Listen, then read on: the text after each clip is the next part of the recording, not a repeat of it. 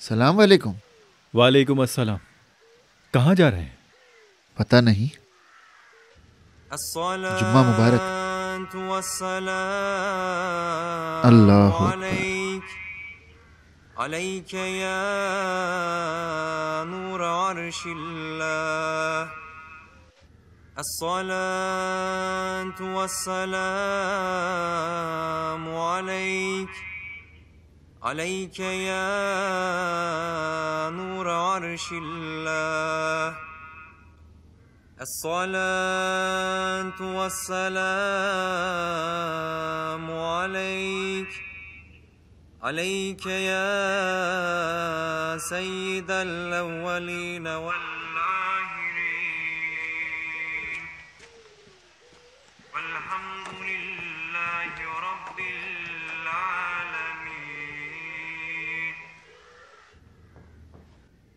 अस्सलाम वालेकुम। वालेकुम अस्सलाम। इमाम साहब मेरी बात सुने, यहाँ पर सब लोग पागल हो गए हैं। कोई बात हुई है क्या? इमाम साहब, नफीस शादीशुदा है और उसे अपने घर पर रखा हुआ है। उसके शौहर को तो क्या, उसके बाप को भी नहीं दे रहे। और क्या? ताहिर के साथ रहने पर भी कुछ नहीं कह रहे और कहते हैं कि आपके पीछे नमाज भी पढ़ेंगे। अस्तगफिरुल्लाह। इस वक्त कॉफी शॉप पर है।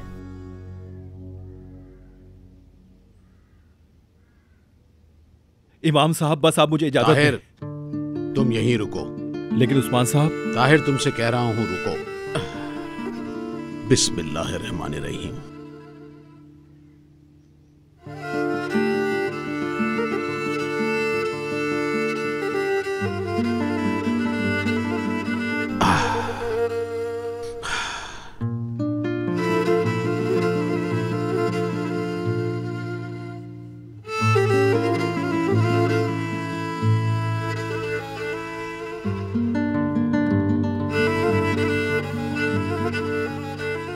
भाइयों, मैं उस्मान बाबा की दिल से कदर करता हूँ, मगर ये क्या कह रहे हैं?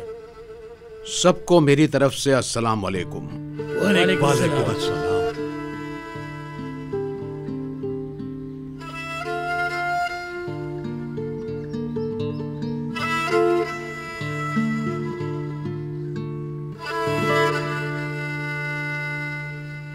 हमारे प्यारे पैगंबर ने फरमाया, ये सारी ज़मीन मेरे लिए मस्जिद बनाई गई है।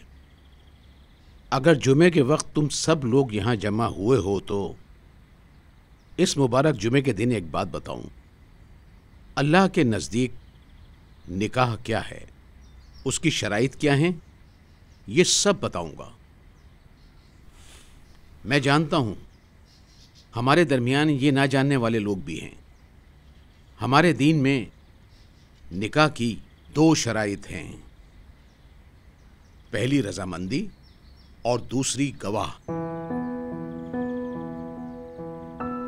पहली शर्त है, अगर रजामंदी ना हो तो पूरी दुनिया भी शहादत दे दे तो वो निकाह हरगिज नहीं माना जाएगा। ना ही दुनियावी निकाह माना जाएगा और ना ही दीनी माना जाएगा।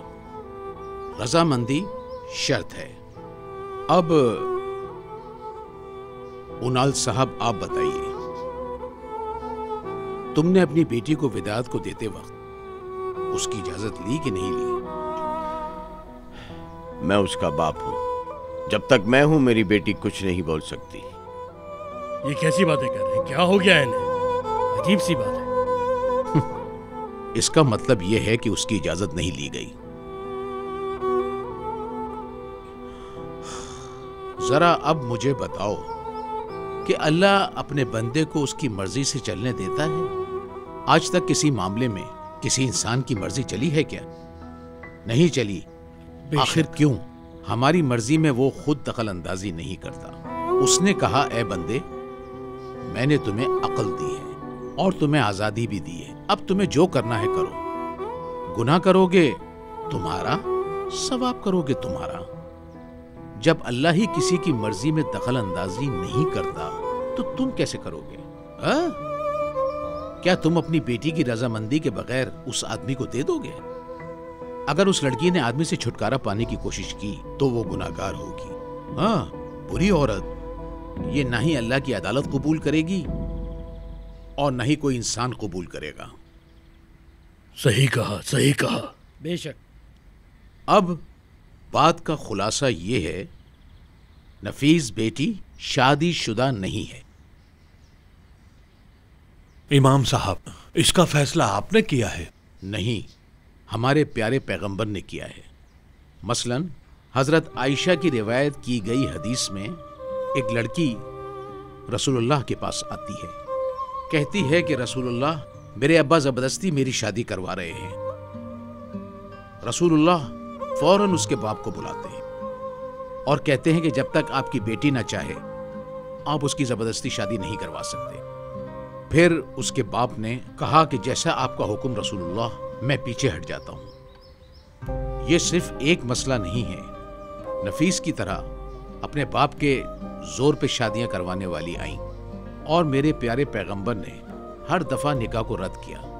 کھولو اور پڑھو، ایک دوسرے کی غیبت کرنے سے بہتر ہے کہ قرآن و سنت کو پڑھو اور سمجھو۔ اب جو جمعے کی نماز میرے ساتھ پڑھنا چاہتے ہیں وہ میرے ساتھ چلیں۔